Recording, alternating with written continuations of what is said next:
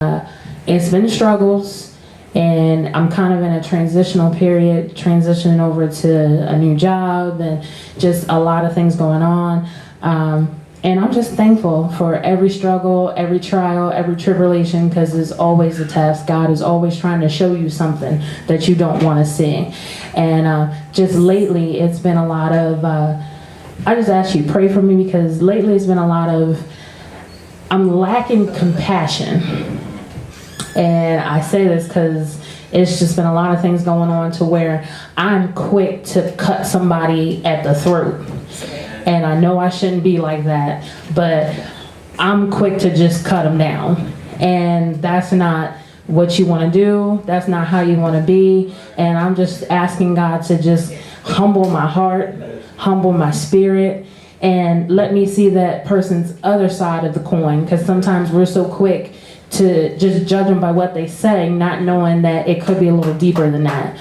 And you know, I just think, like, imagine if God had did that to us and had no compassion for us, and that, you know, he didn't want to go through what he went through for us, but he did anyway because he loves us. So he saw that he had to take it there in order to save people like me.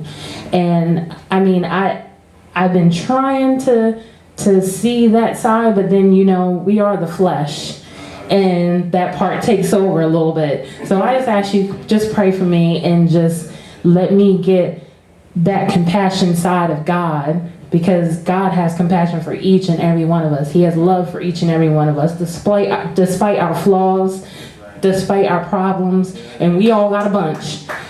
Nobody in this earth is perfect. Nobody is, nobody ever will be. You know, as a baby, we are born into sin, and it just gets worse. We tack on more each and every day. So every day, we should always be going to God for forgiveness, because if we think, as he said, if you think it, you might as well have done it. So I just ask you to pray for me, pray for my walk with God, because a few months ago when I took on the position of being a deacon, it just seems like now people just, I don't know if they want to just try me a little bit. I don't know if it's a test, see how well Francine can hold her tongue, I guess they want to see what I'm going to say. Now that people know, it's like, when I do say something, is, you're a deacon, you're not supposed to talk like that. You're a Christian, you're supposed to just sit there and take whatever I dish out to you. Yeah, you got another thing coming. I may be a Christian, and I may be a deacon, but you're just not going to talk to me in your way and think I'm going to sit there and take it, you know. But there are ways to handle it, and I just need prayer for going that way to handle it. God is still working with me. He's still working with my tongue.